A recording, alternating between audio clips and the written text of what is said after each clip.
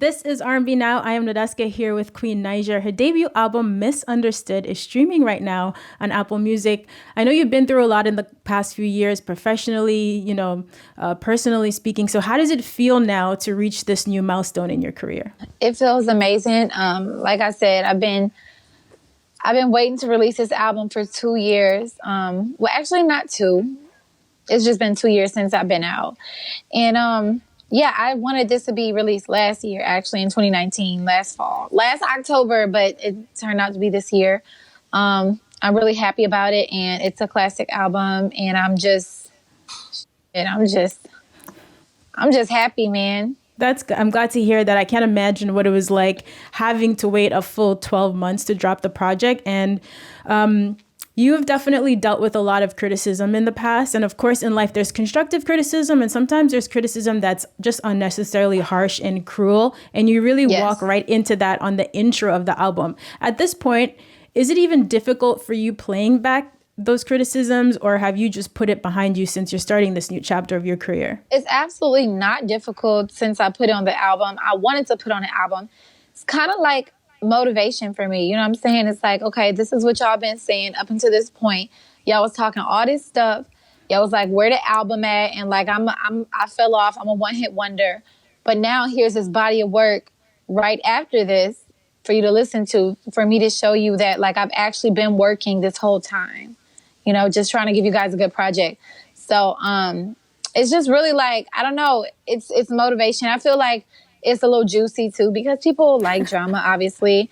And people like, people like stuff like that. So I just thought that was a great way to bring the album in, to get the people just hyped up, mad. All my supporters get them mad, like, no, we about to listen to this album. Come on, let's stream this album. You know what I'm saying? And then the haters, like, then they can listen to themselves, and what they were saying, and then listen to the album.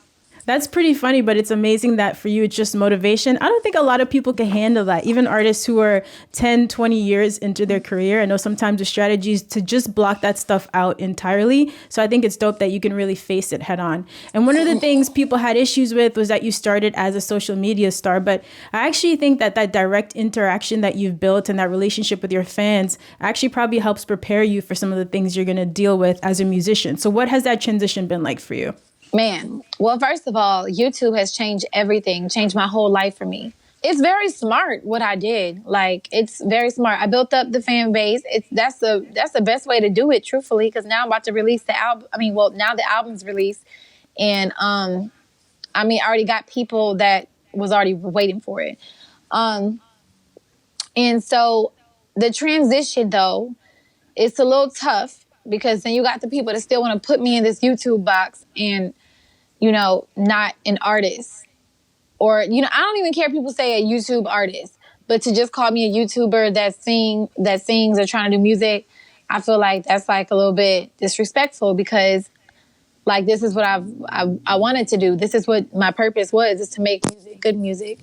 And, YouTube was just a bridge, into the gap between like everything. So, the transition is just like, it's just hard trying to get people to take me serious, but I guess the music speaks for itself. No, I think it absolutely will. And it's a great album, and it's very cohesive. It flows nicely. So I think once people get a chance to listen to this, it's going to be hard for them to try to rule you out as an artist. So one of the things I like about the album, you do have a lot of collaborations on it, but it still sounds cohesive. I think sometimes, especially on a debut album, an artist can maybe sometimes do too much, try to fit in too much, but it all works together really well. So how did you keep the sound uniform and it feeling like all those records actually belong together?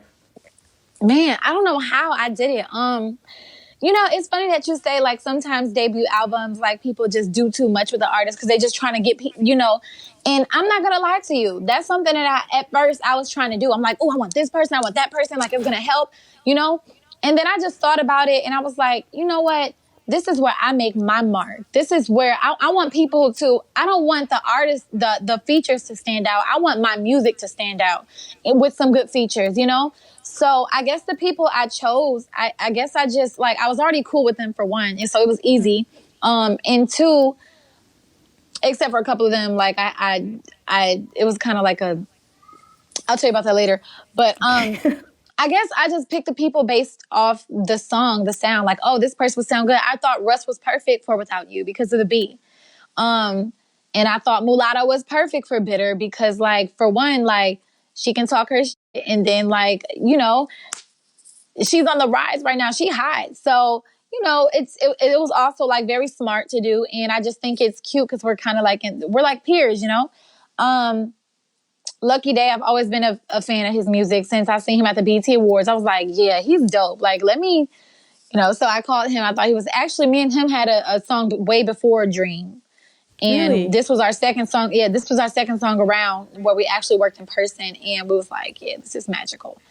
I guess, like, instead of me like trying to make the song sound like them, I had them come over to my world and still let the song sound like me with their features, if that makes sense. I don't know if I sound crazy, but No, it definitely makes sense. I just think it's really not easy to do, and so I think it's very, very impressive that you managed to put that together on your debut album. And you even put a lot of thought into the visuals. So Tiana Taylor directed the video for Love Language. I believe Pack Light. She did about 3 videos, right? Yes. Tell me about your working relationship with Tiana. How did this happen?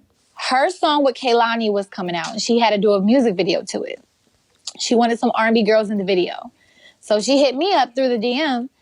Actually, I think the reason why she hit me up is because I was like on my story singing her song, blasting her KTSE album. I guess she's saying I was messing with her music. So, she DM'd me and was like, hey, you want to be in my video? I couldn't do it at the time because I was in between moving, and I wasn't like in LA. I was in Atlanta. And so we just kind of kept contact from that point. And I remember one day, like, she called my phone and she was talking, and I'm like, wait a minute, I think you got the wrong person. She thought she was calling somebody else, but she called me, and she was just talking about something. I'm like, wait a minute, you got the wrong person. And she was like, oh, I'm so sorry. I'm like, wait a minute though. I'm glad you called. Can you direct my music video? And that's like, from that point, we just like kicked it off. And like, I love her work. I love how she brings the sexiness out of me. You know what I'm saying? Because I be real shy, real goofy. And, she told me she going to create an auntie's boot camp so I could go there. Because I need to learn some moves and some sex appeal. That's really dope. And it's nice to hear that even all the features came together so organically. Have you felt, we talked earlier about you feeling a lot of criticism as well, but it does seem like there's also a lot of love out there from you, also from your peers. What has it been like being able to work with these people so easily, knowing that they're also fans of yours? So let me just say, before I got signed, I was scared of the industry. Like, I thought it was a very dark place. And it is a dark place sometimes, But there's light places too. And there's still genuine people in the industry. And I feel like those are the people that I've done features with. Just people that's real down to earth and just like cool. We all love doing the same thing, making good music. So I'm just happy that I have people to support me. Like, I support them. I don't feel alone in this industry. And I feel like, I'm just happy that other people that's doing the same thing recognize my craft as well. It makes me feel good, so it's a good feeling. Congrats again on the project. Missunderstood from Queen Naija is now streaming on Apple Music.